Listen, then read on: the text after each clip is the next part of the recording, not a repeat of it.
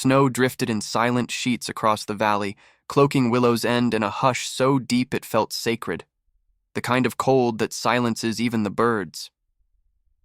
Through the frosted window pane of a pale yellow house, a girl watched the world blur into white. Her breath marked faint circles on the glass, fading as quickly as her hope. Ira Vale sat in her wheelchair, wrapped in a wool blanket that smelled faintly of cedar and lavender, staring at the falling snow as if it were a performance she'd once belonged to. Before the accident, her body had been made for movement, grace, rhythm, flight. Now her legs were still as the winter fields, her hands resting limp in her lap, fingers tracing the faint outline of her old ballet charm. It had been a year since the car skidded on the black ice near Hollow Creek. A year since she last felt the ground with her own strength. The town, small and tight-lipped, loved tragedies when they belonged to someone else. They whispered when she passed. The crippled girl, the fallen dancer, the one fate chose to remind them that beauty bends easily beneath misfortune. Elara pretended not to hear, but the words lived inside her chest, sharp as splinters. Her mother tried, working long hours at the bakery, coming home smelling of sugar and exhaustion, but there were silences between them now that neither knew how to fill. On most days, the house was too quiet. The clock ticked like a metronome, marking all she couldn't do. But on Thursdays, the silence broke when May Holloway arrived.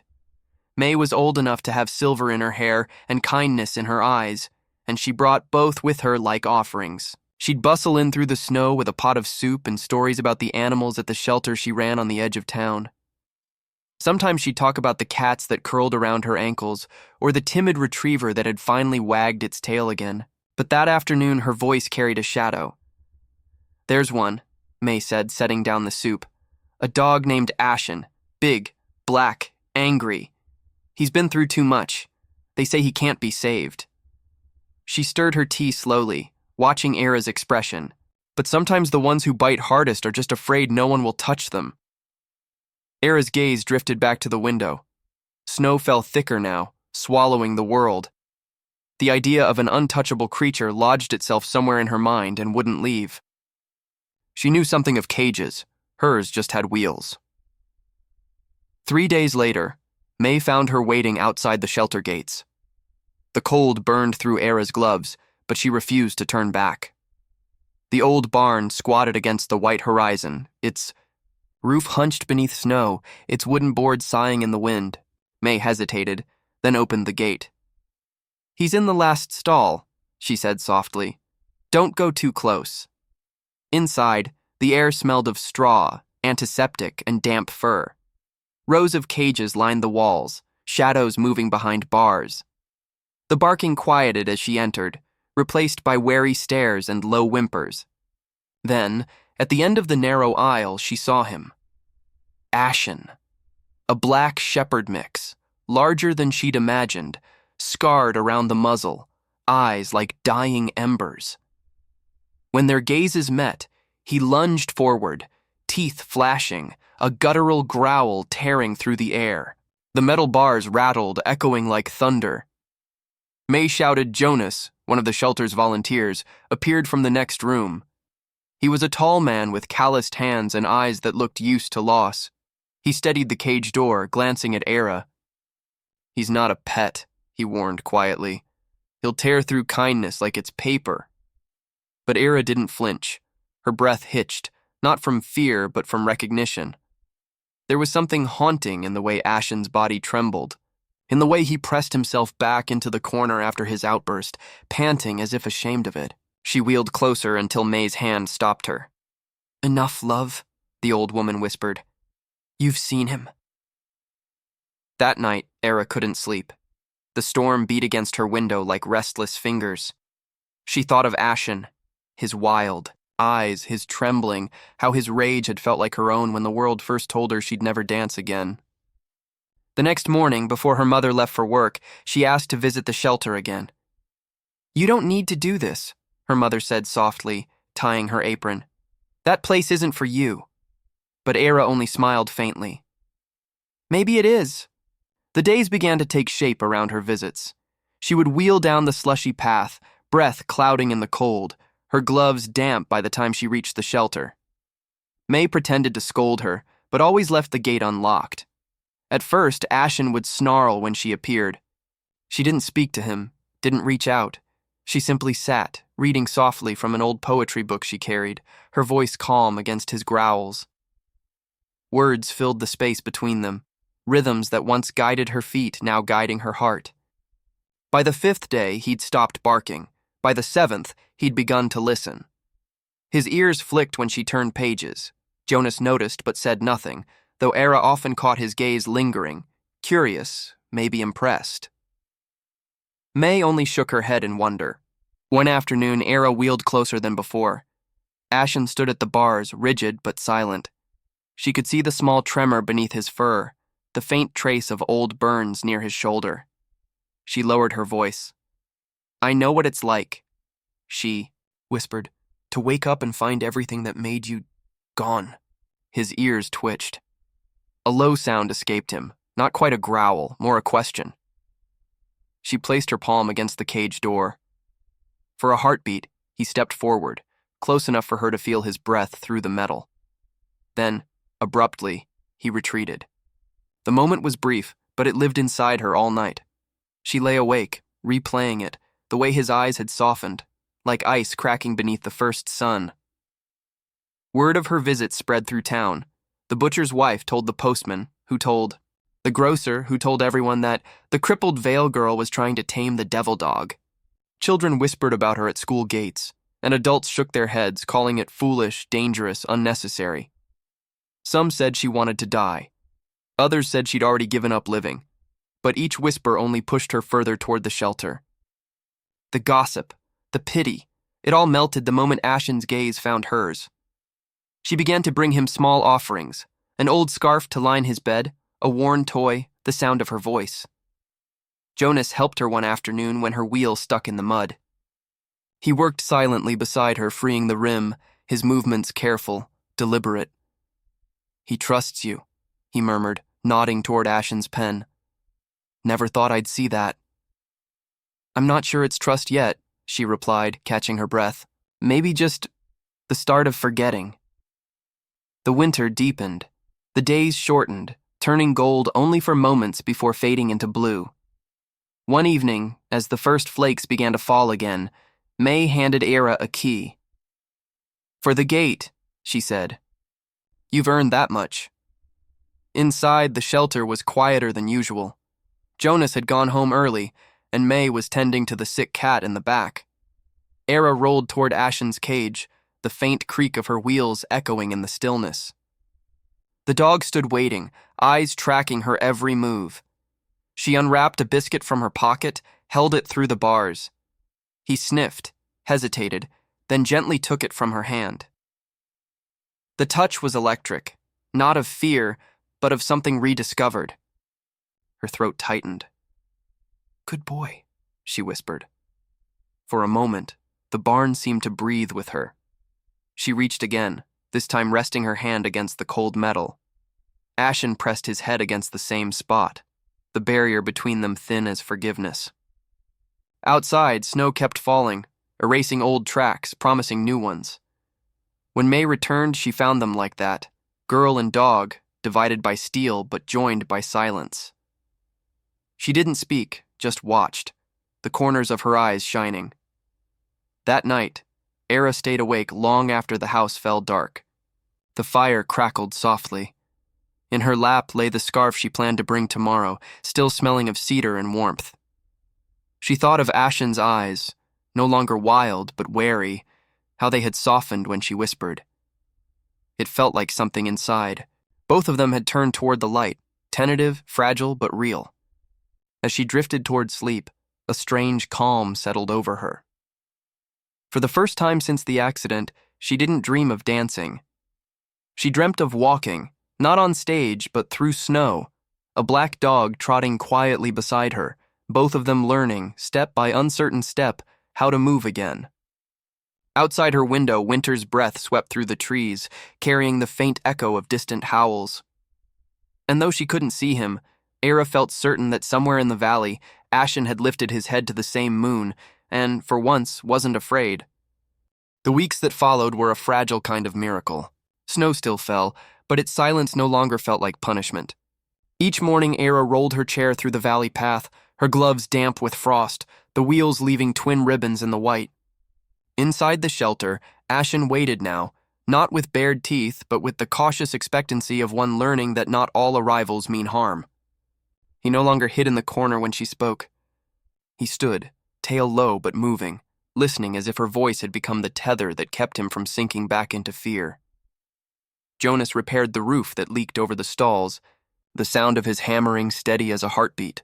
Sometimes he'd glance at Elara, his expression unreadable, a mix of wonder and quiet protectiveness.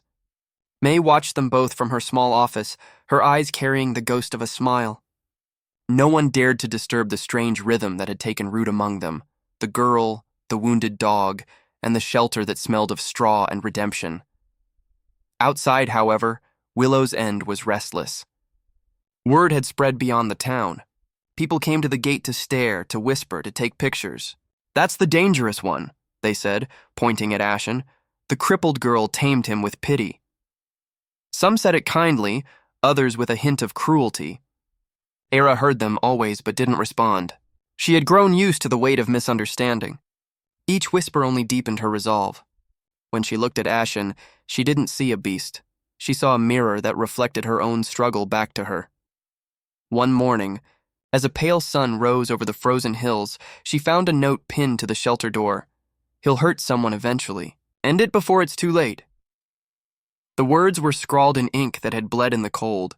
She folded the paper and tucked it into her coat pocket, her jaw tightening. Inside, Ashen lifted his head and whined softly, sensing her unease. She smiled faintly. "We'll prove them wrong," she murmured. Jonas approached from behind, wiping his hands on a rag. "You can't change everyone's mind, Elara." "No," she said quietly, eyes on the dog. "Just his." That evening, the sky turned the color of bruised steel. A storm gathered on the horizon, lightning flickering like silent veins of fire. May closed early, urging Elara to go home. But as she reached the gate, she turned back. Through the shelter's small window, she could see Ashen pacing, restless, ears pinned back. Something inside her twisted. She wheeled closer, whispering through the wind, "It's just thunder!" "You're safe." The storm broke shortly after sunset. Thunder rolled across the valley, shaking the old barn's timbers. Jonas stayed late to make sure the power held, but a flash of lightning split the sky and darkness swallowed the building. The faint smell of smoke came next, electrical, acrid. When he opened the breaker box, sparks flared. "May!" he shouted. "We've got a problem!" Flames caught quickly, fed by dry straw and wooden beams. Panic spread through the shelter. The animals cried, the wind fanned the fire. Jonas and May rushed to open cages, driving the dogs and cats into the snow. May coughed, eyes streaming, calling for Elara, but she was already outside, her breath sharp in the icy air, watching smoke billow from the roof. Then she heard it. A single bark, low, frantic. Ashen's. He was still inside. "Jonas!" she cried. "He's trapped." Jonas turned toward the blaze, the reflection of fire flickering in his eyes. "It's too dangerous," he shouted over the roar. But Elara had already moved, her wheels grinding through the snow. The heat struck her like a wall as she entered the doorway. Smoke clawed at her throat. She could barely see, the air was a shifting curtain of orange and black, but she heard him, that desperate whimper somewhere ahead. "Stay with me." She coughed, her voice hoarse. She pushed forward, one hand covering her mouth, the other guiding her chair over fallen debris. Sparks bit at her arms. The world narrowed to sound and instinct, the crack of collapsing wood, the labored rhythm of her breath, the faint scrape of claws against metal. When she reached his cage, Ashen was throwing himself against the bars, eyes wide with terror. The latch was jammed. Her trembling fingers found the lock, twisting, pulling, until at last it gave. The door burst open and Ashen leapt free, circling her in confusion. The heat pressed closer, suffocating. She tried to turn the chair, but one wheel had lodged in debris. "Go!" she shouted, shoving at him. "Run!" But Ashen didn't move toward the open door. He lunged toward her instead, teeth gripping the edge of her coat. She gasped, realizing what he meant to do. He pulled hard, dragging her and the chair inch by inch through the smoke. The air seared her lungs. Behind them, the roof groaned. Another pull, and they were through the doorway just as the ceiling collapsed, a burst of flame erupting into the night. They tumbled into the snow. The shock of the cold stole her breath, but the air was clean. She lay on her side, coughing, while Ashen stood over her, his fur-singed chest heaving. The fire's glow turned the snow red around them, and for a moment, it looked as though the two of them were caught between worlds, one burning, one frozen. Jonas reached them first, wrapping a blanket around Era's shoulders, his voice shaking. "You could have died," he said. She looked past him, to where Ashen stood still, watching her with something human in his gaze. "He saved me," she whispered. May came next, tears cutting through soot on her cheeks. "Seems the devil found his angel," she murmured, voice trembling. By morning, the fire was out, leaving behind a skeleton of blackened wood. The shelter would need rebuilding, but the animals had survived. The town gathered at the edge of the field, staring at the ruins and the unlikely pair sitting side by side in the snow. Someone murmured, "That dog saved her?" The rumor spread faster than the fire ever had. For once, the whispers carried awe instead of judgment. Era refused to rest at home. She returned to the site every day, watching Jonas rebuild the fences, helping May soothe frightened animals. Ashen never left her side now. He walked beside her wheelchair, his movements cautious, his loyalty unspoken but absolute. When children came to visit, they reached out to touch his fur, hesitant at first. He stood still, patient, eyes half closed, as if remembering what it felt like to be feared and wanting no one else to bear it. Weeks passed. The first signs of spring softened the snowdrifts, and the scent of thawed earth filled the air. The shelter reopened under a new name, the Haven. May insisted Era and Ashen cut the ribbon together.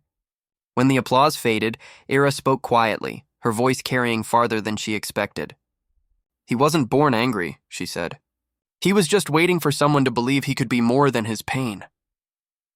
That night, the three of them sat outside the rebuilt barn, watching the last patches of ice dissolve under the moonlight. Jonas handed Era a mug of cocoa, his hands rough but careful. May hummed an old tune under her breath, something that sounded like forgiveness. Ashen lay beside Era's chair, his head resting on her footplate.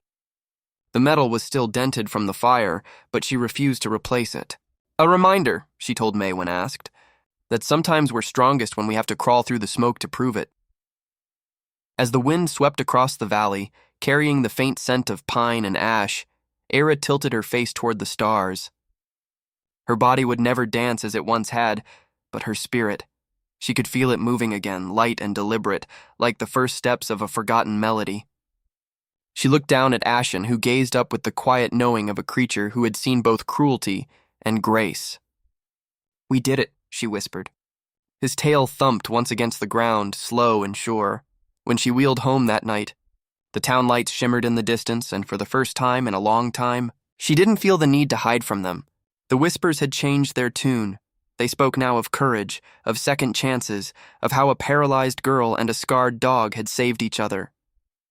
It wasn't praise she sought, but understanding, and maybe at last she had it. In her room, the old ballet shoes still hung by the window, their ribbons faded and frayed. She didn't take them down.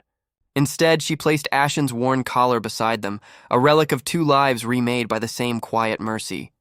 As she drifted to sleep, she thought of the night he'd dragged her from the flames, of the way his strength had felt like borrowed wings. Outside, snow began to fall again, softly, briefly, like a curtain drawing over the end of a story.